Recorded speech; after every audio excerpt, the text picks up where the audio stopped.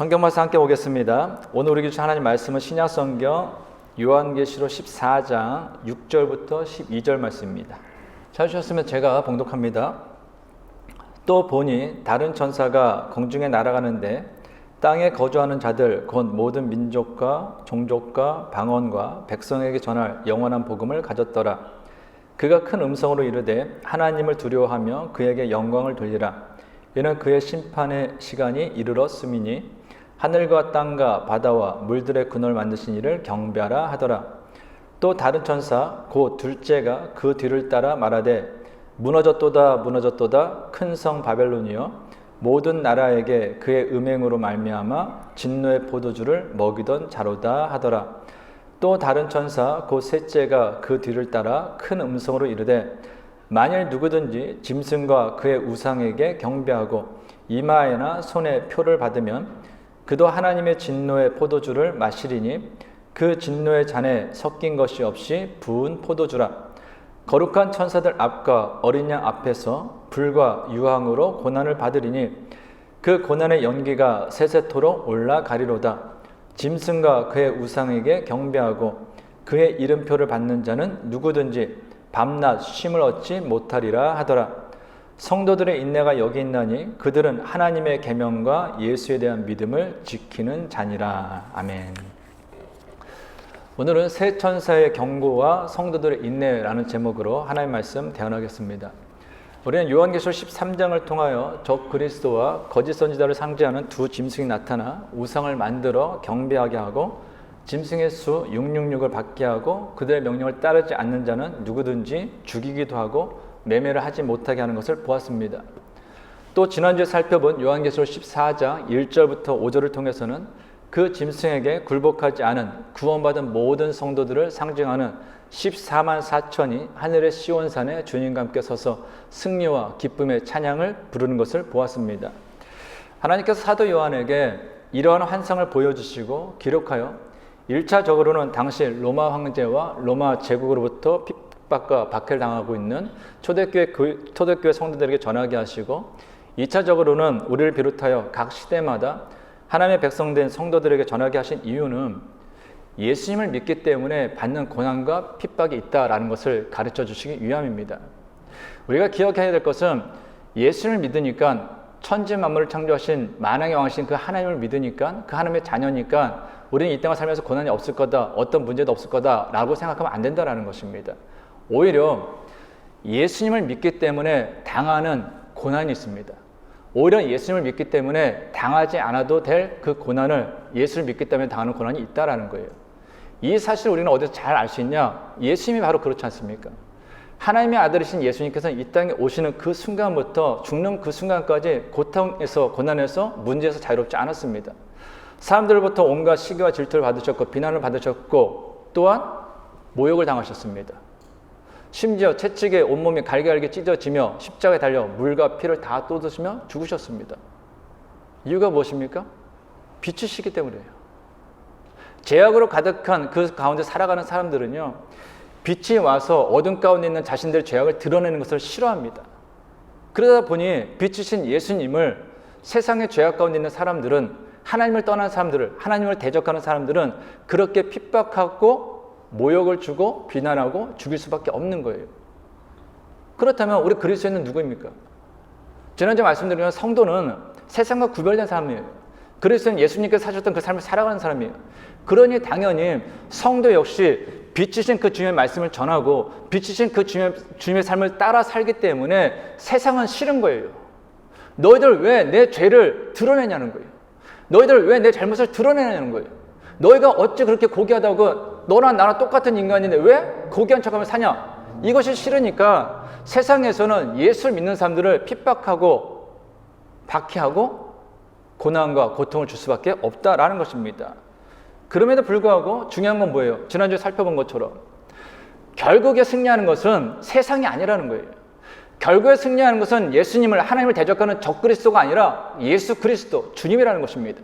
그리고 그 주님의 승리에 동참하는 것이 바로 하나님의 백성된 성도, 우리라는 거예요. 그래서 우리 이 땅에서 그리스도를 살아가면서 어떤 고난, 핍박, 박해를 당한다 할지라도 그것 때문에 믿음을 버리거나 그것 때문에 주님을 떠나서는 안 된다는 것이죠. 하나님께서 요한계시를 통해서 우리에게 계속해서 말씀하시는 것은 견디라는 거예요. 모든 것이 시작이 있으면 끝이 있다라는 거예요. 너희가 지금 고난을 당한다, 어려움을 당한다, 핍박을 당한다, 박해당한다? 시작이 있으면 끝이 있다라는 거예요. 그리고 그 끝은 세상, 적그리스도 악의 세력에 승리하는 것이 아니라 바로 너희라는 거예요. 하나님 백성된 너희가 승리할 것이니 지금만 잘 견디면, 인내하면 결국엔 너희도 하늘의 시온산에 주님과 함께 서서 승리와 기쁨의 찬양을 부를 것이다 라는 것입니다. 그러면 사랑하는 성도 여러분, 인생 살면서 힘들고 어려울 때 있습니다. 막막할 때 있어요.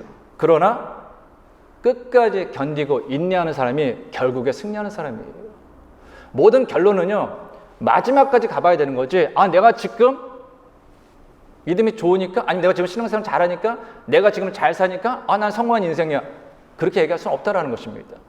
모든 결론은 주님 앞에 서서 주님께서 너 정말 잘 살았어, 너 정말 믿음 생활 잘 했어, 너 정말 내가 칭찬할 나의 종이야 라고 하면 그때 결론이 나는 거죠.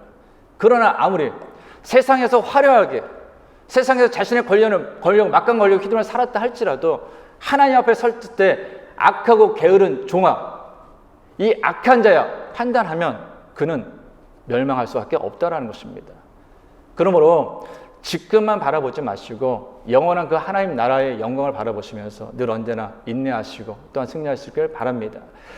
오늘은 새 천사가 전한 그 경고의 메시지, 그리고 성도들의 인내에 대해서 좀 함께 말씀을 나누겠습니다. 오늘은 6절입니다. 또 보니 다른 천사가 공중에 날아가는데 땅에 거주하는 자들 곧 모든 민족과 종족과 방언과 백성에게 전할 영원한 복음을 가졌더라. 사도 요한이 지금 계속 환상을 보는 거예요. 환상 아셨죠? 실제로 지금 사도 요한이는 그 초대교회 당시에 천사가 날아다니고 짐승이 올라오고 이런 게 아니라 환상을 보고 있는 겁니다. 근데 환상 중에 천사가 공중에 날아가는 것을 보았습니다. 근데 그 천사가 지금 무엇을 갖고 있죠? 영원한 복음을 가지고 있습니다. 근데 영원한 복음을 가지고 있는 이유가 무엇입니까? 땅에 거하는 사람들에게 전하기 위함이에요. 근데 방금 6절에 보니까 그 땅에 거하는 사람들을 모든 민족과 종족과 방언과 백성이라고 표현했습니다. 이것은 이 땅에 있는 모든 사람들을 의미하는 거예요. 즉, 이 공중에 날아다니는 이 첫 번째 천사는 이 땅에 있는 모든 사람들에게 전할 영원한 복음을 가지고 있는 천사였다라는 것입니다. 그럼 그 첫째 천사가 가진 영원한 복음이 무엇일까라는 것입니다. 오늘 보면 7절입니다. 그가 큰 음성으로 이르되 하나님을 두려워하며 그에게 영광을 돌리라. 이는 그의 심판의 시간이 이르렀음이니 하늘과 땅과 바다와 물들의 근원을 만드신 이를 경배하라 하더라. 천지 만물을 창조하신 하나님께서 심판하실 때가 왔으니 뭐 하라고요? 땅에 거하는 모든 사람들은 하나님을 두려워하고 하나님께 영광을 돌리고 하나님께 경배하라 라는 것입니다.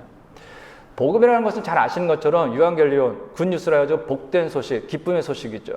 그래서 일반적으로 복음을 이야기할 때는 예수 그리스도의 죽음과 예수 그리스도의 부활을 이야기합니다. 예수 그리스도의 죽음과 예수 그리스도의 부활을 통하여서 우리가 어떻게 죄에서 구원받았고 어떻게 우리가 영원한 생명을 얻게 되었는지 기쁜 소식이잖아요. 그런데 지금 이야기하는 여기의 복음은 종말론적 구원과 심판을 내용으로 한 하나님의 심판을 이야기하는 거예요. 한번 생각해 보세요. 하나님의 심판이다.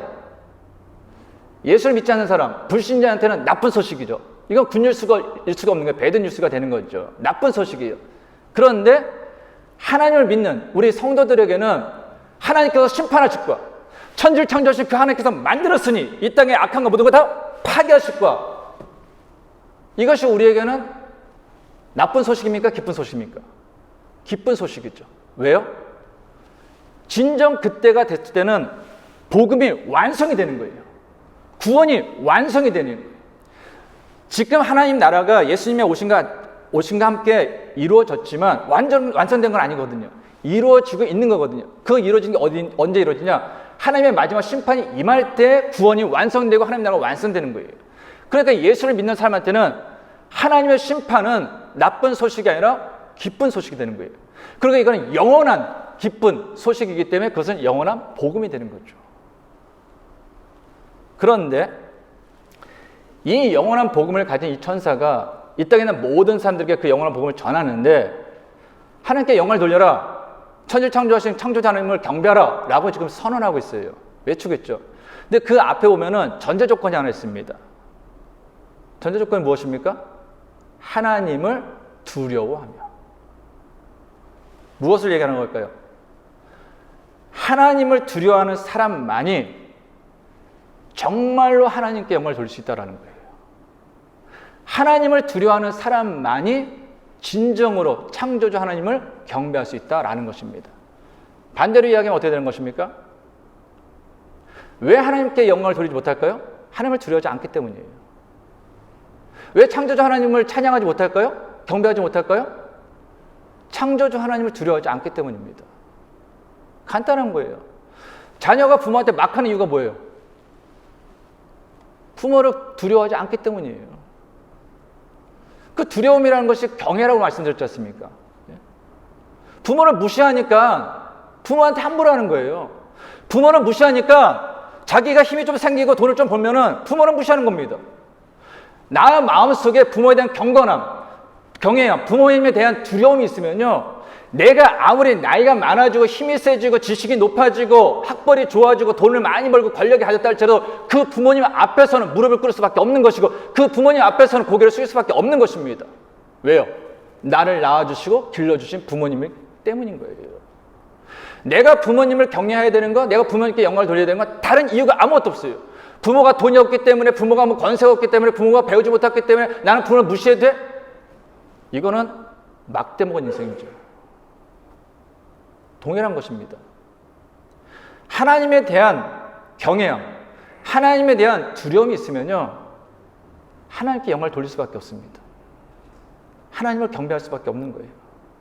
근데 이것은 불신자만 해당되는 건 아니에요.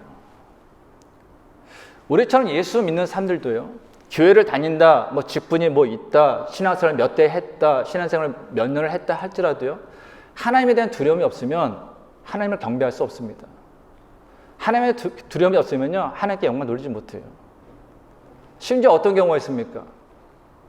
교회 생활을 오래 하다 보면요, 또 목회자는 이제 또 뭐 한 교회만 계속 있는 게 아니라 뭐 이렇게 교회를 이렇게 뭐 사역자 옮겨 다니기도 하지 않습니까? 저도 이제 굉장히 뭐 많은 교회를 다니지 않았어요. 거의 뭐 대부분 한 교회에 있으면 뭐 5년 이상쯤 있었던 것 같아서 뭐 지금까지 많은 교회를 경험하지 않았는데, 교회들 이렇게 경험한 걸 보고 또 주변에 있는 사람, 목회자들이나 뭐 동기들이나 사람들 얘기를 들어보면은 이런 경우가 있어요. 하나님께서 받으실 영광이에요. 하나님께 돌려야 될 경배예요. 그런데 그 영광을 내가 받으려는 사람이 있어요. 그 경배를 내가 받으려는 사람이 있어요. 어떤 사람입니까? 교회에서 봉사하는 거 좋죠. 교회에서 헌신하는 거 좋죠. 근데 그것은 하나님께서 내가 베풀어 주신 그 은혜에 감사해서 자발적으로 하는 거예요. 헌금을 하든 육체로 봉사를 하든 찬양을 하든 뭐든 다 동일하다라는 것입니다. 그런데 꼭 어떤 사람들 중에서는 내가 한 걸 알아달라는 사람이 있어요. 내가 한 걸 왜 몰라주냐? 내가 했는데 왜 나한테 박수를 안 보내냐? 왜 나한테 공로패를 안 주냐? 왜 나에게 직분을 안 주냐? 라고 이야기하는 사람도 있습니다. 이유가 무엇입니까? 하나님을 두려워하지 않기 때문에 그런 거예요. 하나님을 두려워하지 않으니 하나님께서 받으실 영광을 내가 받아야 되는 거고, 하나님께 돌아가야 될 그 경배를 내가 받아야 된다라고 생각하는 것입니다. 그런 사람들이 많아지면 어떻게 됐습니까? 아무리 교회가 많아지고 그리스도인 수가 많다 할지라도 그 교회와 그 그리스도인들은 세상에서 소금과 빛의 역할을 감당할 수 없는 거죠. 그래서 말하기도 부끄럽지만 기독교가 기독교 소리를 못 듣는 거 아닙니까 지금? 기독교가, 교회가, 성도가 세상에 소망이 되지 못하는 거 아닙니까?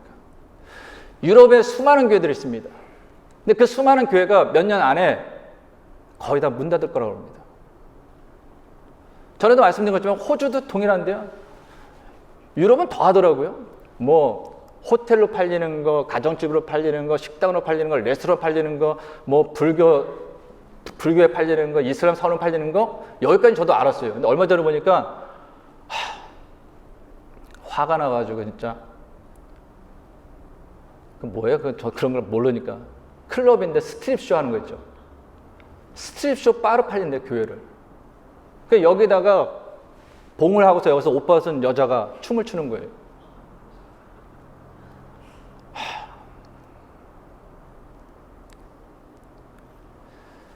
제가 그 모습을 보면서 하나님께서 지금은 당장 심판 안 하시고 참으시는 그 하나님이 얼마나 사람들을 사랑하시면, 얼마나 은혜가 많으시면 아직도 기회를 주시는가라는 생각을 했습니다. 근데 화가 나요. 처음에 유럽에 있는 교회들, 지금은 유럽이지만 한국도 그렇죠. 교회 지면 최소 수십억에서 수백억이에요. 주차장만 해도 뭐 수억, 수십억을 들여서 하니까요. 졌을 때는 좋았겠죠. 자랑을 했을 거예요. 근데 그 안에 사람이 없는 걸요. 예배 드리는 사람이 없는 걸요. 헌신하는 사람이 없는 걸요. 유지가 안 되니 그 교회가 다 무너지는 것도 아니고 스트립쇼 하는 클럽이 되고 술집이 되고, 이게 다 무엇입니까? 하나님을 두려워하지 않으니 하나님께서 진정 받으시는 그 영광이 무엇인지, 하나님께서 받으시는 그 경배를 모르고 그저 내가 이런 교회를 지었어, 우리 때 이만큼 큰 걸 졌어, 이만큼을 뭘 했어, 이런 자랑 때문에 결국 오늘날 교회가 무너지는 거 아닙니까? 그러면 사랑하는 성도 여러분, 저는 주님께서 언제 올지 모릅니다. 당연히 모르겠죠. 근데 빨리 오셨으면 좋겠어요. 지금이라도 오시면 정말 좋겠습니다. 언제 오실지 모르지만 우리가 이 땅에서 주님이 오시는 날까지 예수 그리스도의 그 복음, 그 십자가의 은혜를 구원받은 사람, 그래서 그리스도인이다, 성도다, 저는 목사다, 여러분들 어떤 직분을 가지고 신앙생활 하신다면요, 우리 마음속에 하나님에 대한 경건한 두려움이 좀 있으면 좋겠습니다. 그 두려움이 있어야 하나님의 하나님 되심을 인정할 수 있어요. 하나님을 영광롭게 할 수 있고요, 하나님을 경배하는 인생이 될 수 있다라는 것입니다. 그때 하나님께서 우리 인생의 아버지로서 우리와 동행해 주신다라는 것입니다. 오늘 8절입니다.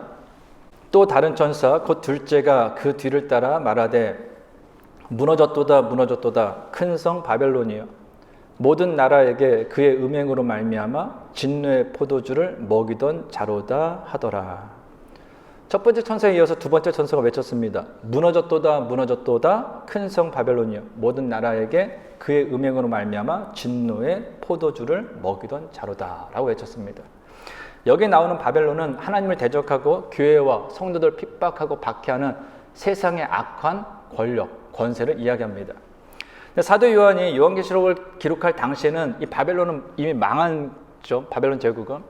그런데 이 당시에는 로마 제국이 막강한 권력을 가지고 세상을 통치했습니다. 근데 그 권력을 가지고서 하나님을 대적하고 하나님의 교회를 핍박하고 성도들을 핍박하고 박했어요. 그러니까 지금 사도 요한이 기록할 이 당시에는 이 바벨론은 로마 제국을 이야기하는 겁니다. 그런데 그것이 바벨론이 로마 제국에만 국한되는 건 아니겠죠. 각 시대마다 보면은 자신들이 가지고 있는 그 권력, 그 권세를 가지고서 교회를 핍박하고 성도를 핍박하는 악한 세력들이 있다라는 것입니다.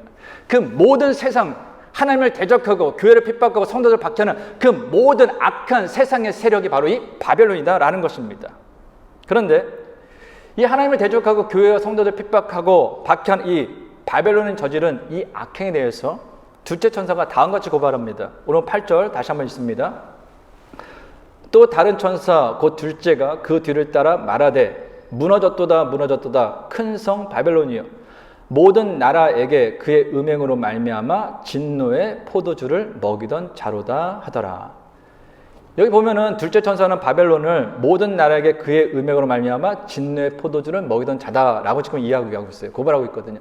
근데 여기 그의 음행이라고 번역한 이 글을 보면은 원어를 보면은 여성 인칭대명사로 될 수 있습니다. 그래서 우리는 그다, 그의 음행이라고 되어 있는데 영어 성경을 보면은 허라고 해가지고 그녀라고 되어 있죠. 그러니까 여자인 거예요. 그러니까 지금 성경에서는 이 바벨론은 무엇에 비유하고 있냐? 사람들을 유혹해서 죄 가운데 빠지게 하는 음녀, 여성에 비유하고 있다라는 것입니다. 어떤 죄에 빠지게 하는 거예요? 하나님을 잘 믿는 사람들, 성도로서 잘 살아가는 사람들, 또 하나님께 택하신 백성들을 유혹하는 거예요. 어디를? 우상을 섬기도록, 죄에 빠지도록 유혹하는 거예요. 그래서 어떻게 돼요? 결국에는 하나님의 심판, 진노의 포도주를 마시겠다라는 겁니다. 이 진노의 포도주에 대해서는 이제 10절에 좀 살펴보도록 하고요. 근데 이 구절을 잘 보면요, 사람들을 유혹해서 죄악 가운데 빠지게 하는, 사람들을 유혹해서 우상 숭배를 하도록 하는 이 바벨론에 대해서 둘째 천사가 어떻게 묘사하고 있습니까? 큰 성 바벨론이라는 거예요. 그냥 바벨론이 아니라 큰 성 바벨론이라는 거예요. 물론 바벨론의 막강한 힘이라든지 그 많은 땅들을 이야기해서 큰 성이라고 할 수 있는데, 여기서는 단지 그런 걸 이야기하는 게 아니에요. 무엇을 이야기하냐? 하나님을 대적하고 교회를 핍박하고 성도들을 박해하기 위해서 사람들을 유혹하는 그 악한 세력, 바벨론 같은 그 악한 세력은요, 사람들이 어떤 마음을 이용하냐? 큰 것 갖고 싶다, 더 크게 되고 싶다, 더 좋은 것 가지고 싶다라는 그 욕망, 인간적인 그 욕심을 이용한다라는 것입니다. 물론 크고 좋은 거 가지는 거 나쁜 거 아니에요. 그렇죠? 형편이 되면 큰 거 가질 수 있습니다. 좋은 거 가질 수 있어요. 그렇죠? 명품도 살 수 있습니다. 그래야 경제가 돌아가죠. 다 작은 것만 갖고 다 보통적인 거 하면은 경제가 어떻게 돌아가겠습니까? 근데 중요한 건 뭐냐? 무조건 큰 거, 더 큰 거, 최고, 1등, 그것만을 추구하는 그 성향이 문제라는 거예요. 예를 들어서 더 많은 물질, 더 큰 부자가 되기만을 추구하는 사람. 인생의 목적이 그거예요. 내 인생의 목적은 무엇이냐? 가장 큰 부자가 되는 거. 그런 사람이 살아간다면 어떻게 될까요? 이런 사람들은 다른 사람의 것을 내 것으로 빼앗기 위해서 사람을 속이는 일을 우습게 생각할 것입니다. 그것을 죄라고 생각하지 않을 거예요. 왜요? 인생의 목적이 더 많은 거 갖는 거, 부자니까. 그래서 이런 사람들에게 있어서 자기보다 돈이 없는 사람은, 약한 사람은 짓밟아도 되는 대상, 무시해도 되는 대상, 그리고 나보다 돈이 많은 사람은 빼앗아야 될 대상이 되는 것입니다. 이런 사람들이 많으면 세상은 어지러울 수밖에 없죠. 죄악으로 가득할 수밖에 없죠. 그러니 이런 사람은 어때요? 이 바벨론 같은 악한 세력이 그 마음속에 있는 그 인간적인 욕망, 그래, 이것만 하면 더 많은 걸 줄 수 있어, 이것만 더 많은 걸 가질 수 있어, 이것만 하면 너 최고가 될 수 있어, 이것만 하면 너 더 큰 부자가 될 수 있어, 자꾸 유혹하는 거죠. 그러면 넘어가는 거예요. 물론 사기를 당하는 사람들이 다 그렇다고 볼 수는 없습니다. 순수해서 또 잘 몰라서 이럴 수 있어요. 근데 사기를 당해서 큰 손해를 보는 사람들의 특징 중에 하나는요, 일확천금이에요. 성경에서 이야기하는 거는 땀 흘린 대로 먹고 사는 겁니다. 그래서 저는 복권이 안 돼요. 복권을 사보지도 않았지만 한 번 사본 적이 있습니다. 한 번 사가지고 주여, 이거 말하면 안 되는데 안 된 거니까 얘기할게요. 주여, 제가 이 복권 저를 위해서가 아닙니다. 하나님, 이거 되면 제가 우리 교회도 좀 편안하게 가죠. 저는 안 될 줄 알고 샀어요. 마음이 좀 간절해가지고. 근데 역시나 안 되더라고요. 근데 왜 저는 어떤 생각을 갖고 있냐? 하나님의 방법은요, 뿌린 대로 거두는 거예요. 내가 땀 흘리는 만큼 먹고 사는 것이 복인 거예요. 사실 세상에서는 내가 땀 흘린 만큼 뿌린 대로 거두지 못하는 사람이 훨씬 많습니다. 그래서 내가 뿌린 대로 내가 일한 만큼 먹고 살면은 이건 정말 큰 복인 거예요. 그런데 사람들은 적게 일하고 많은 걸 받고 싶어요. 땀은 적게 흘리고 많은 것을 받고 싶어요. 그 사람들한테 누가 접근하면 사기꾼이 접근하는 거예요. 요거 사면 이만큼 된다. 요거 투자하면 이만큼 된다. 유혹에 쉽게 넘어가서 망하는 거죠. 결국은 내가 편안해지고 내가 부자가 되는 것이 아니라 다른 사람 좋은 일 시켜주는 거예요. 우리가 하나님 앞에서 동일합니다. 죄의 유혹, 우상 숭배, 악의 세력에 넘어가지 않으려면요, 이런 유혹을 끊으려면 아굴이 하나님 앞에서 일평생 드렸던 그 기도를 좀 마음에 새길 필요가 있어요. 잠언 30장 7절에서 9절입니다. 내가 두 가지 일을 주께 구하였사오니 내가 죽기 전에 내게 거절하지 마시옵소서. 곧 헛된 것과 거짓말을 내게서 멀리하옵시며 나를 가난하게도 마옵시고 부하게도 마옵시고 오직 필요한 양식으로 나를 먹이시옵소서. 혹 내가 배불러서 하나님을 모른다 여호와가 누구냐 할까 하오며 혹 내가 가난하여 도둑질하고 내 하나님의 이름을 욕되게 할까 두려워함이니이다. 아멘. 아굴은 일평생 죽는 그날까지 두 가지를 하나님께 구했습니다. 첫 번째는 다른 사람을 속이거나 거짓말하지 않게 하옵소서. 둘째, 부하게도 가난하게도 하지 마옵소서. 너무 부하게도 너무 가난하게도 하지 말라는 거예요. 왜요? 가난해도 하나님 영광 가릴 수 있고 부여해도 하나님 영광 가릴 수 있으니까. 저도 우리 교회를 위해서 기도할 때 이렇게 기도해요. 부여해 본 적은 없으니까. 근데 하나님, 가난해서 교회가 너무 가난해서 사람들로부터 입에 오르내리는 것도 전 싫습니다. 너무 부해서 또 교만해지고 하나님을 떠나는 것도 싫습니다. 하나님께서 주시는 형편대로 살아가시는 교회가 되되 주님 오시는 그날까지 성도들이 함께 모여서 주님을 예배하고 복음을 전할 수 있는 그 정도 교회만 되게 해주십시오. 이게 제가 목회를 하면서 가지고 있는 저의 기도입니다. 근데 지금 이 아굴의 기도를 한마디로 요약하면 저는 이렇게 할 수 있을 것 같아요. 오늘 내게 주어진 것에 감사하며 만족하며 살게 하옵소서. 생각해 보세요. 오늘 내게 주어진 것에 감사하며 만족하면요, 다른 사람을 속일 필요가 없어요. 다른 사람을 속이는 거요? 결국은 내가 더 얻으려고 하는 거거든요. 그냥 내가 오늘 주어진 거, 그래 이것이 하나님께서 내게 주신 게 전부야. 만족하면은 일평생 살면서 떳떳하게 살 수 있죠. 또 내게 주어진 것에 만족하며 감사하며 살면요, 하나님의 영광을 가릴 필요가 없죠. 그래 하나님께서 이만큼 주셨으니 하나님께서 이거 가지고 또 살게 하실 줄 믿습니다.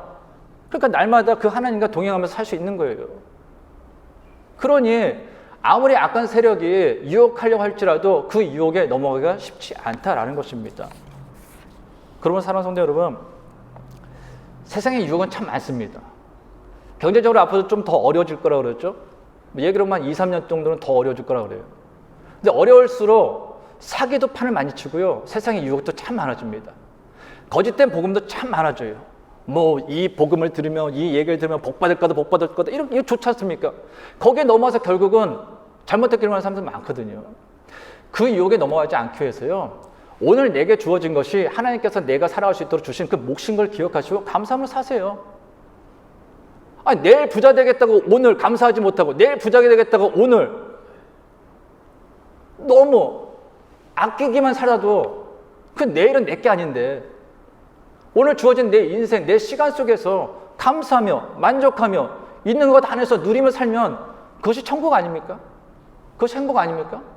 그래서 저는 행복합니다. 예. 오늘 9절입니다. 또 다른 천사 곧 셋째가 그 뒤를 따라 큰 음성으로 이르되 만일 누구든지 짐승과 그의 우상에게 경배하고 이마에나 손에 표를 받으면, 이 세 번째 천사의 경고는 짐승과 그의 우상에게 경배하고 이마나 손에 표를 받은 그 사람들이 받을 심판에 대한 경고예요. 우리가 이제 3주 전에 살펴봤던 것처럼 요한계시록 13장에는 두 짐승이 등장하죠. 바다에서 나온 짐승과 땅에서 올라온 짐승입니다. 바다에서 나온 짐승은 적그리스도를 상징하고, 땅에서 올라온 짐승은 그 적그리스도를 섬기는 거짓 선지자를 상징한다 말씀드렸어요. 근데 그래서 땅에서 올라온 이 거짓 선지자는 뭘 합니까? 땅에서 올라온 짐승, 이 거짓 선지자는 바다에서 나온 짐승, 그 적그리스도를 사람들이 섬기게 할 수 있도록 그 적그리스도의 우상을 만들고, 그리고 적그리스도의 그 표, 짐승의 표 666을 만들어서 사람들로 보면 받게 하죠. 그런데 사람들 중에서 그 적그리스도의 우상, 바다에서 나온 짐승의 우상에 경배하지 않거나 그 짐승의 표를 받지 않는 사람들은 어떻게 합니까?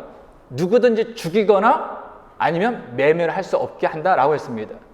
그러다 보니 많은 사람들이 살기 위해서 그 짐승의 우상에게 경배하거나 살기 위해서 짐승의 수 666을 이마나 오른손에 받았다라는 것입니다.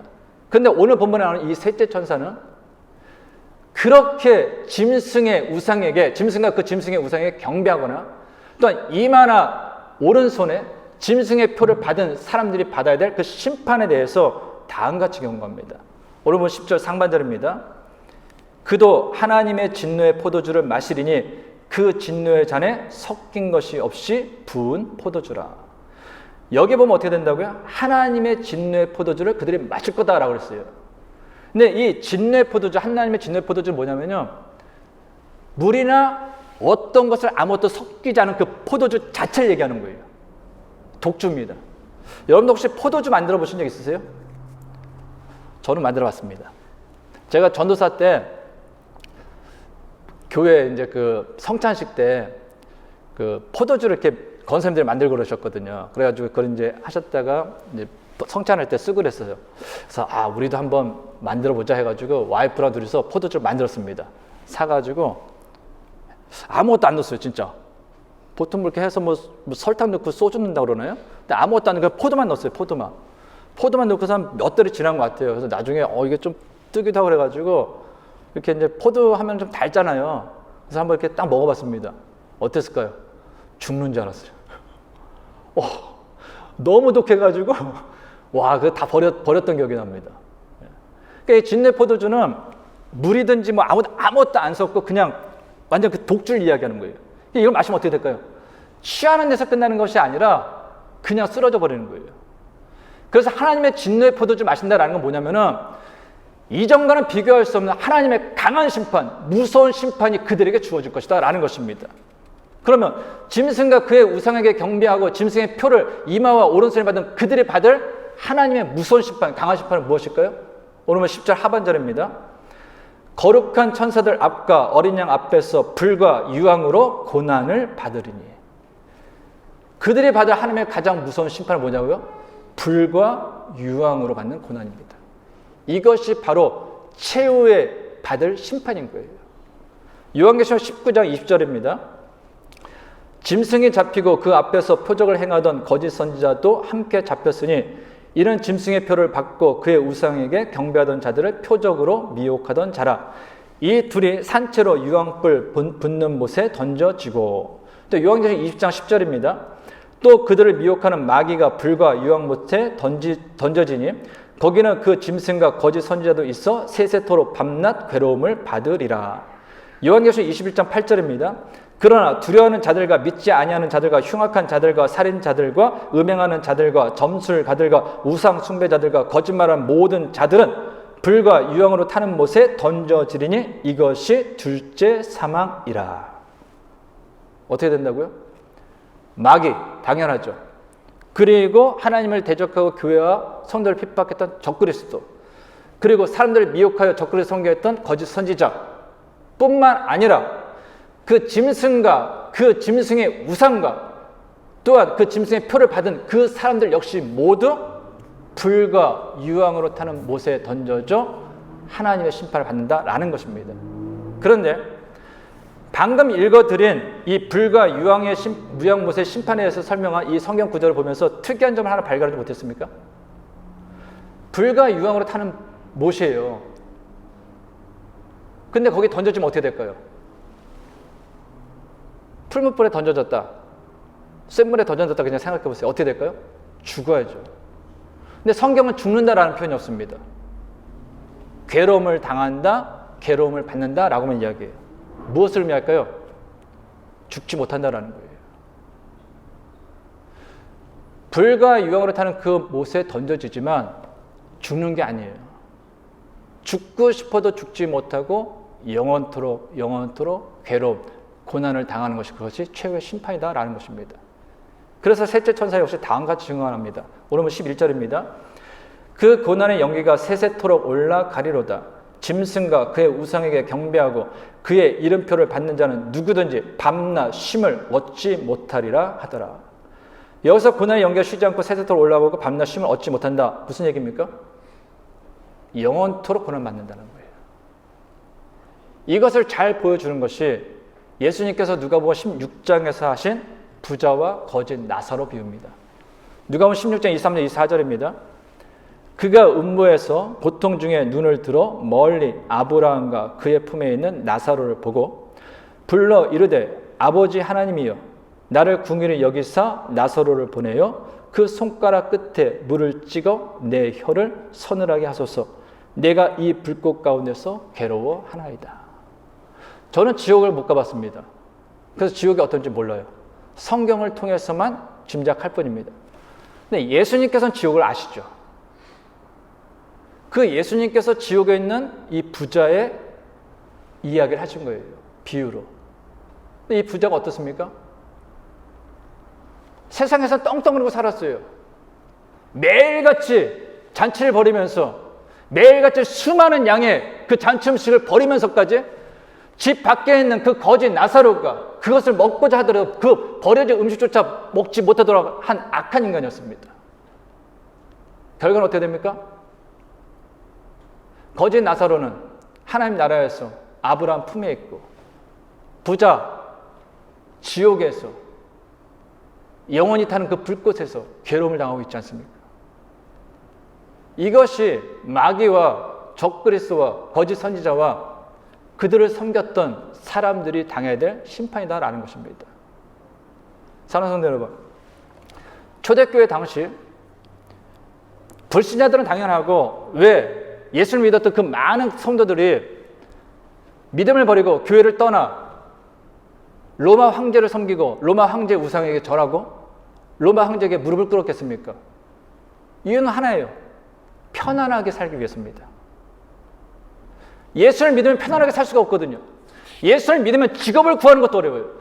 예수를 믿으면 학교를 다는 것도 쉽지 않습니다. 예수를 믿으면 가지고 있던 재산도 빼앗길 판이에요. 예수를 믿으면 감옥에 갈 수도 있어요. 예수를 믿으면 억울하게 죽음을 당할 수도 있어요. 예수를 믿으면 원형 경기장에서 사제밥이 될 수도 있습니다. 그러니까 좀 편하게 살자 라고 생각해가지고 믿음을 버리고 로마 황제 앞에 무릎을 꿇고 로마 황제 우상에게 절을 하고 거짓 선자들한테 절을 하고 짐승의 표를 받았던 거예요.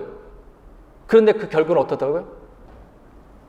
그 결국은 이 땅에서는 잠시 평안할지 모르지만 그들의 가는 영원한 그 삶은 고난의 연속이라는 겁니다. 결코 쉼이 없는 그 고통과 아픔의 연속이라는 것입니다. 이것을 안다면 어떻게 바벨론 같은 그 악한 세력에 무릎을 꿇을 수 있습니까? 이것을 안다면 어떻게 예수님에 대한 그 믿음을 버리고 우상을 섬길 수 있습니까?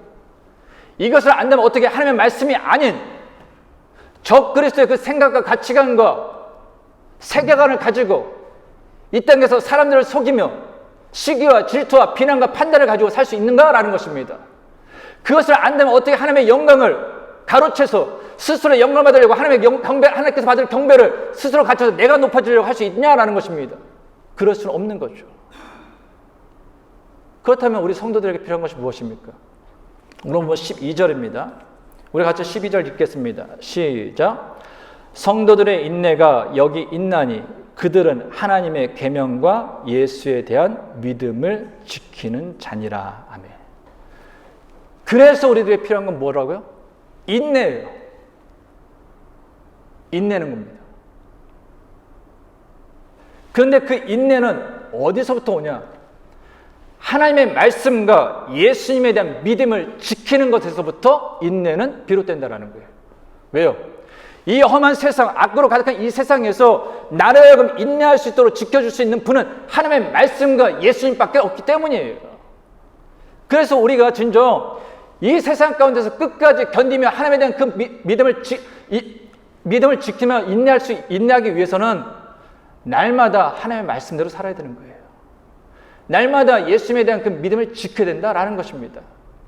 그때 저와 여러분은요, 세상이 아무리 썩어지고 악해지고 주님께서 오시는 그 날이 가까워져서 세상의 그 수많은 악한 세력이 발악을 한다 할지라도 우리는 견딜 수 있습니다. 우리는 인내할 수 있습니다. 그리고 우리는 찬양할 수 있습니다. 그러므로 사랑하는 성도님 모두, 그리고 저까지 늘 언제나 하나님의 말씀과 예수님에 대한 그 믿음을 지키며 인내함으로 주어진 그 시간 속에서 승리할 수 있기를 간절히 주님의 이름으로 축원합니다. 기도하겠습니다. 하나님 아버지, 시간이 지날수록 이 땅에는 하나님을 대적하고 하나님의 사람들로 하여금 하나님으로부터 멀어지게 하려는 사탄의 유혹과 시험이 더욱더 많아지며 다양해지고 있습니다. 그리고 안타깝게도 많은 사람들이 악한 세력의 유혹에 넘어가 믿음을 버리거나 하나님으로부터 멀어지고 있습니다. 자비의 하나님, 믿음이 연약한 자들을 불쌍히 여겨 주옵소서. 저들과 함께 하사 어떤 유혹과 고난에도 낙심하지 않고 주님의 말씀과 예수님에 대한 믿음을 지키며 인내하게 하옵소서. 그리고 결국에는 하나님께서 약속하신 영원한 하나님 나라의 백성으로서 승리의 영광을 누리게 하옵소서. 예수님의 이름으로 기도하옵나이다. 아멘. 우리 시간 다 같이 일어나셔서 우리 찬양하며 주님 앞에 기도합니다.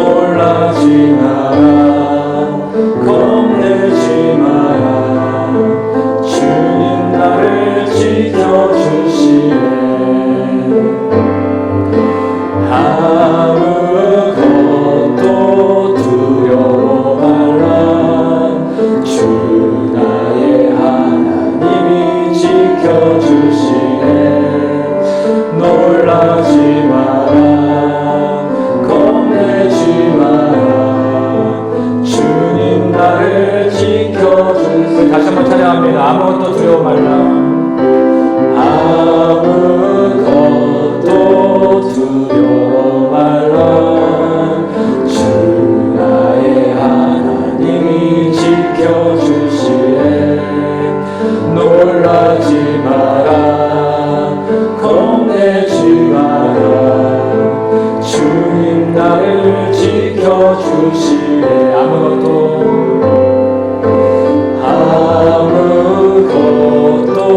두려워 말라. 주 나의 하나님이 지켜주시네. 놀라지 마라. 겁내지 마라. 주님 나를 지켜주시네.